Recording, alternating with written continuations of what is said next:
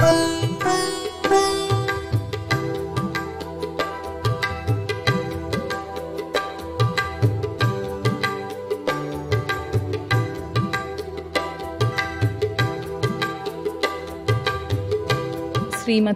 అరిగపూడి కృష్ణకుమారి ఒక గ్రామీణ వ్యవసాయ ఆధారిత కుటుంబంలో, పాఠశాల కూడా లేని ఒక గ్రామంలో జన్మించారు. ఆడపిల్లల చదువును ప్రోత్సహించని కాలం అది. అనేక సవాళ్లు ఉన్నప్పటికీ కృష్ణకుమారి గారి తల్లిదండ్రులు ఆమె విద్యను ప్రోత్సహించిన దూరదృష్టి కలవారు.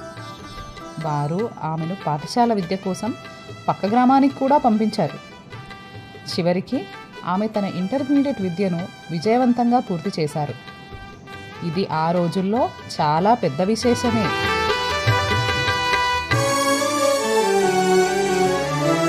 కృష్ణకుమారి గారు 1978లో 16 సంవత్సరాల వయసులో లయన్ డాక్టర్ అరిగపూడి విజయ్ కుమార్ గారిని వివాహం చేసుకున్నారు.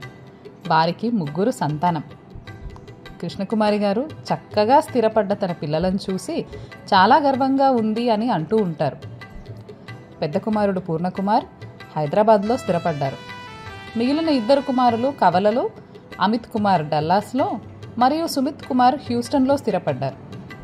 సంతోషకరమైన వైవాహిక జీవితం మరియు సాఫల్యమైన మాతృత్వం గురించి ఆమె తన సంతోషాన్ని, సంతృప్తిని తరచుగా వ్యక్తపరుస్తూ ఉంటారు.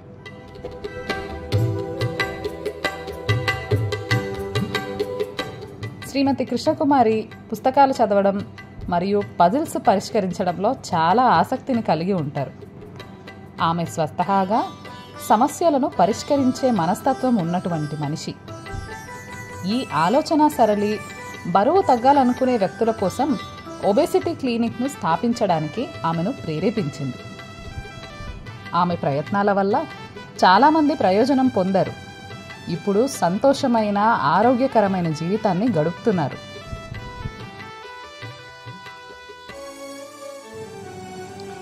తన భర్త యొక్క సేవా దృక్పథాన్ని అలవర్చుకున్న కృష్ణకుమారి గారు ఇతర అభిరుచుల కంటే సామాజిక సేవకు ప్రాధాన్యత ఇస్తారు.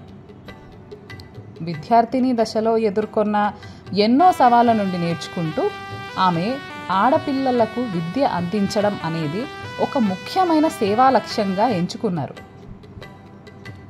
ముఖ్యంగా గ్రామాల్లోని ఆడపిల్లలకు ఉచిత విద్యను అందించడానికి ఆమె కృషి చేశారు. తద్వారా వారు తమ జీవితంలో సంతోషంగా స్థిరపడేందుకు కావాల్సిన జ్ఞానం మరియు నైపుణ్యాలను సంపాదించేలా కృషి చేశారు.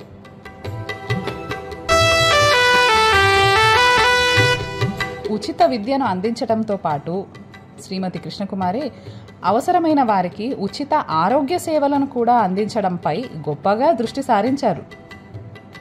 తన భర్త యొక్క హృదయపూర్వక సహకారం మరియు మార్గదర్శకత్వంతో వైద్యపరమైన మౌలిక సదుపాయాలు లేని ప్రాంతాల్లో అవసరమైన ఆరోగ్య సేవలను అందించడానికి ఆమె చాలా కృషి చేశారు.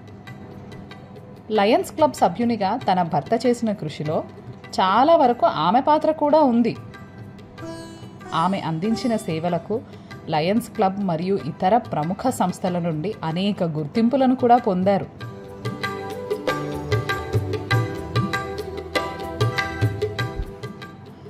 శ్రీమతి కృష్ణకుమారి మాటల్లో, నా భర్త లయన్ ఏ విజయ్ కుమార్ విజయవంతమైన వ్యాపారవేత్త. ఆయన దాతృత్వానికే మారుపేరు. మేము ఆర్థికంగా బాగా స్థిరపడ్డాము.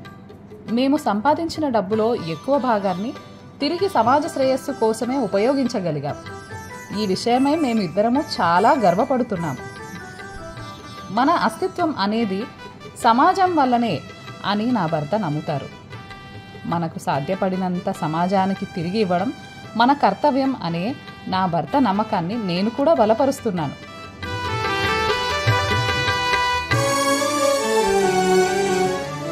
కరోనా సమయంలో వారు చేసిన ప్రజాసేవ గురించి వారి మాటల్లో, కరోనా కాలంలో మేము హైదరాబాద్ నగరంలోని అనేక మురికివాడలలో పిల్లలకు, వృద్ధులకు ఆహారం అందించే ప్రాజెక్టును చేపట్టాం. కరోనా ఆంక్షల దృష్ట్యా ఆహార పంపిణీకి ఎక్కడా పోలీసులు అనుమతించలేదు.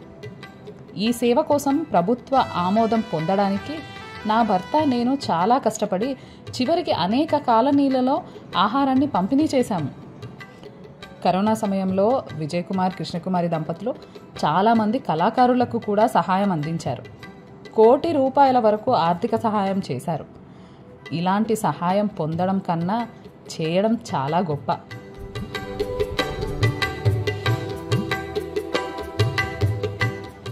నా భర్త ధార్మిక ప్రయత్నాలలో సమాన భాగస్వామిని కావడం నాకు ఒక ప్రత్యేక అదృష్టం. సవాళ్లు ఎదురైనా పరస్పర సహకారంతో వాటిని సులభంగా అధిగమించాం. నా పిల్లలందరూ వారి వారి జీవితాలలో బాగా స్థిరపడ్డారు. వారి గౌరవ ప్రోత్సాహాల వల్ల ఈరోజు సమాజానికి సేవ చేయడానికి నేను మరింత ముందుకు వచ్చాను. మాది బాగా చదువుకున్న, మంచి అవగాహన కలిగిన, ప్రేమగల కుటుంబం. మేము ప్రతి పరిస్థితిలో ఒకరికొకరు అండగా ఉంటాము. మంచి లేదా చెడు ఏదైనా అవనివ్వండి. నిజంగా మేము మేడ్ ఫర్ ఈచ్ అదర్ కుటుంబం అనడంలో సందేహం లేదు.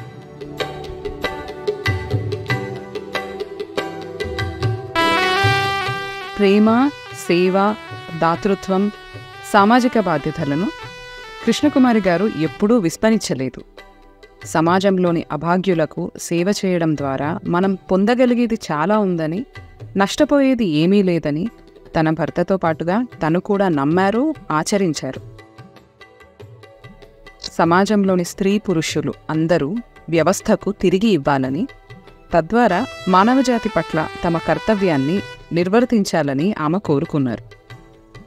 సామాజిక స్పృహ ఉన్న ప్రతి ఒక్కరికి కృష్ణకుమారి గారి మాటలు మార్గదర్శకంగా ఉంటాయి అని ఆశిస్తూ సర్వే జన సుఖినో భవంతు.